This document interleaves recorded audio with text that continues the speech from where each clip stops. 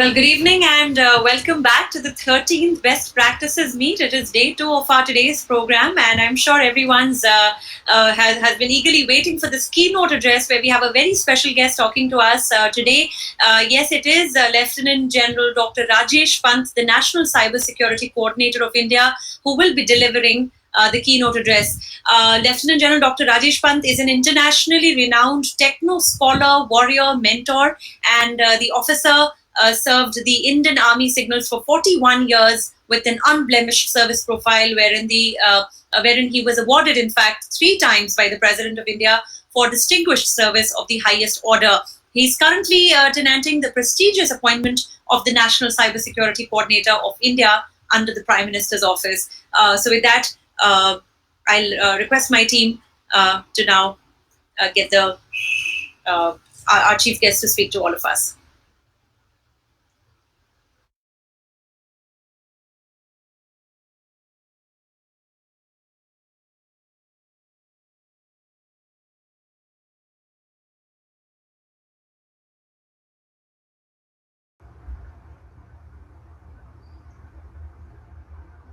So, greetings of the day to all the attendees, and thanks to the Data Security Council of India for inviting me to deliver the keynote during the DSCI Best Practices Meet for 2021. Sometimes it's good to start with the basics, especially when we are dealing with a complex subject like cybersecurity. So, let me start with what are the best practice. And by definition, best practices are a set of guidelines or ethics or ideas that represent the most efficient or prudent course of action in a given business situation. So basically, the best practices serve as a general framework for a variety of situations. So taking off from this definition, the best practices in cybersecurity and data security would involve certain key actions. There are many of them. And for this keynote, I have decided to highlight the 10 best practices for cybersecurity.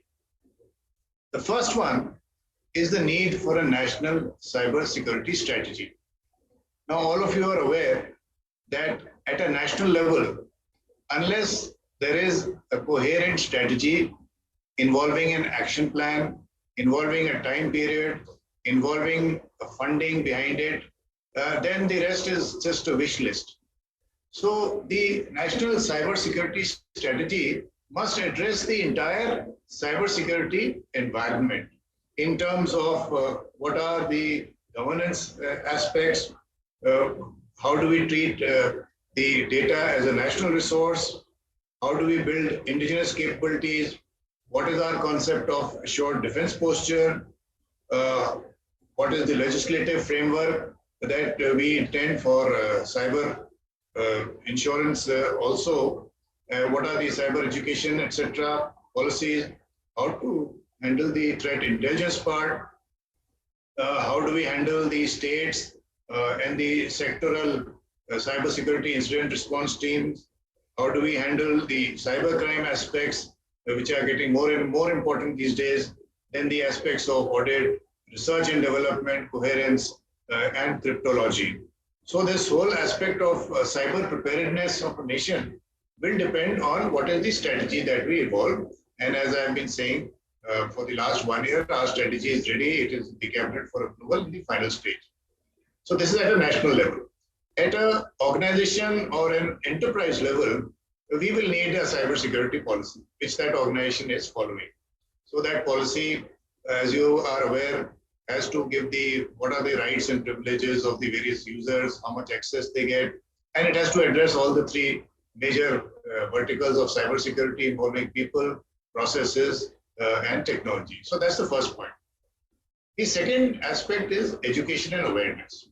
See, unless we create a sense of cyber hygiene amongst our users and test them periodically and train them, then the rest of it cannot be achieved by technology alone.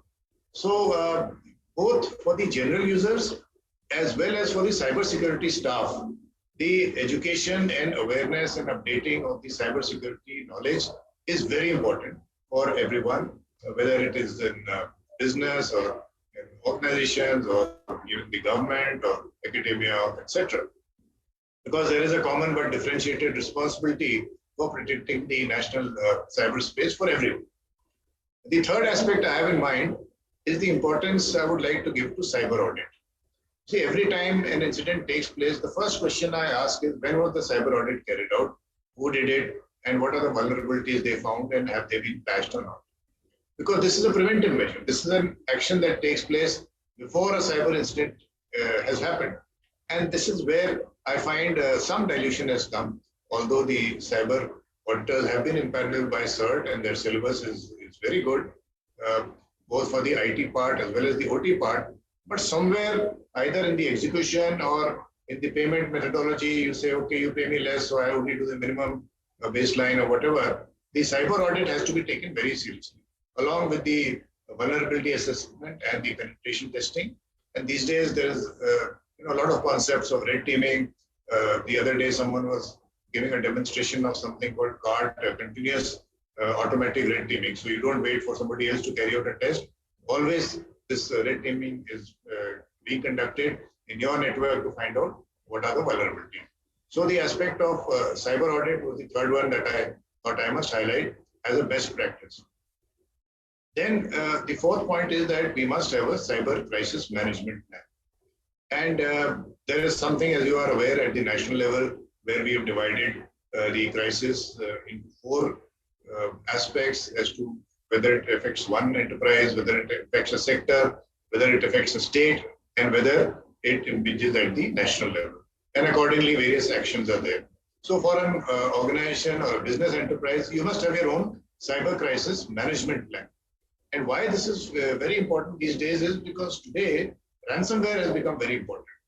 And in fact, last year, if I used to call it the year of phishing based on the COVID clickbaiting, but this year definitely has started off as the year of ransomware, with what we have seen in the case of Colonial Pipeline, in the case of JBS Foods, in the Kisea attacks, etc. So how to prevent ransomware is very important, for which that's why I'm linking it with the cyber crisis management plan. That have you networked your firstly the data, have you segmented it, have you got an anti encryption policy that the moment somebody starts encrypting your data, the flags are up and the remedial action starts taking place. Have you got a backup plan in place so that the worst case scenario is that whenever the last backup was taken, at least that is preserved, and even that backup should be on a separate removable hard drive. That is my sincere advice, that don't only depend on a DR site, because the way some attacks take place, both the main site as well as the DR gets affected. So these are some of the best practices as far as the cyber crisis management plan is concerned, and the aspect of anti-ransomware precautions. The fifth aspect I would choose is how we carry out our incident response and recovery. So again, this has to be practiced.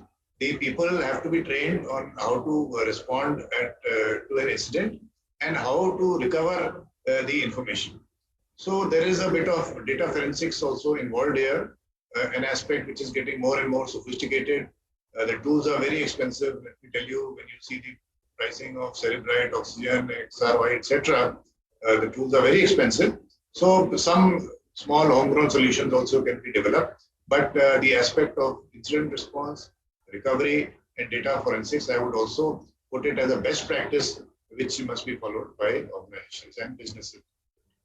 The sixth issue I have in mind relates again with something that has happened this year, and it started off with the case of solar winds, and that is a supply chain infection and a supply chain attack. So, so far we have been concentrating a lot on the hardware supply chain and being concerned as to from where are the chips coming, and just one extra line could make the data go somewhere else, etc. But the latest technique that is being used very skillfully, very sophisticated, in a very sophisticated manner by the attackers, is to infect the updates especially of a company like SolarWinds, which provides the network monitoring software, the Orion software I'm talking of.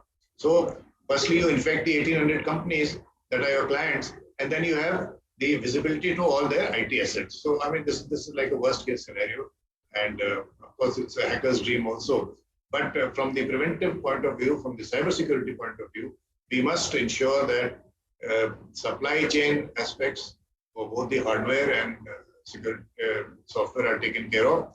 At the national level, you are aware, we have recently passed the National Security Directive on the telecom sector, which states that from 15th of June this year, any equipment that is going to be connected to our national telecom network is going to be a trusted product from a trusted source. So, and in our trusted source and products, we are taking care of both the hardware as well as the software aspects. And in the hardware, we are going down to the semiconductor level. So that's at the national level we are doing for the telecom sector. But for all the other sectors also, this must be taken into account. The seventh point I have noted is the aspect of cloud security.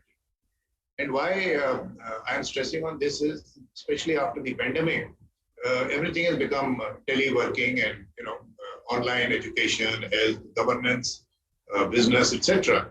And this has led to a large amount of data being generated, and that data has to be stored somewhere, and there is no other option except for the data center in the cloud. And for the data center, there are a number of best practices that I mentioned earlier as to how do we cater for the identity and access management, how do we have zero trust architecture, how do we segment the data inside the cloud data center, how do we cater for the network security aspect, even if a VPN is there. So the cloud security is a mini subject in itself, but it's getting more and more important. And especially at a national level, you are aware that we have this new policy that is being discussed in Parliament of the personal data protection, which will mandate that personal data, sensitive data stays inside the country. So a large investment in almost $1 trillion is taking place within the country today as I speak on the establishment of data centers. So this is part of the best practices for the enterprises that they must cater for the cloud security whenever they are planning their enterprise security. The eighth point I have noted is the IT asset visibility. This is a very popular question, when they go for ISO 27001 audits, etc. One of the first few questions asked is, do you have visibility over your IT assets? And while people give us a list, but they don't have, the other aspects of IoT and even, the emails, etc. So IT assets involves a lot of things. And unless we have the visibility over the entire directory and the library, then the next part of the risk analysis cannot be successfully done. So an IT asset visibility, including the IoT devices. You see, today the attacks are taking place through your cameras and all the other gizmos that we have, which are connected to our networks. They are providing a very easy source for data, for especially DDoS attacks, etc. So the IT asset visibility is something I would like all the attendees to keep a note of, that they must have this sort of a directory available with them. The ninth point is the culmination of all the actions that you have taken at a security operations center, at a security incident and event management console that you have established, and at the cybersecurity cell that you've established. And wherever I go, I have been saying that please do not have the same IT people working as your cybersecurity personnel also, although they may be skilled on the aspect, but it's not only that aspect of the judge and jury, but the aspect is that today cybersecurity is a vertical in itself, and it involves a very highly technical background. So the whatever CISO you may have, you can have a separate IT cell and a separate cybersecurity cell. So this is one of the best practices that I keep advising people on, because at the apex level in the organization, there has to be a threat exchange. There has to be as I said earlier, or the fusion centers, etc. So there is and depending on which level you go up, at a national level, everything scales up to threat prediction, etc. So this is a very important aspect. That is why I said this is my ninth point. The last point, of course, is when I saw the theme of the event that DSCI is organizing, it was that they have called it as a security decade and hinted on digital innovation. Now, if you're talking of digital innovation and digital creativity, then the latest technologies come into place, and they include the artificial intelligence, machine learning, behavior analytics, etc. So, as a part of best practices, if you're planning for the future, then you must keep these new, emerging technologies, which are today also, some on the horizon also, keep it in mind as you plan your cybersecurity architecture for protecting your cyberspace within the organization, whatever level you are. So these are some of the 10 best practices I thought that I will spell out. And I can see it's a beautifully curated event that DSCI has organized, and all these sessions are very interesting. I would like to also be on the listening watch for them. But let me compliment the organizers. Let me thank them. Thank you very much, Lieutenant General Dr. Rajesh Pant, for talking to all of us here. That was indeed a very, very comprehensive address. Like you pointed out, the 10 best practices. We thank you for sparing some of your most valuable time and joining us.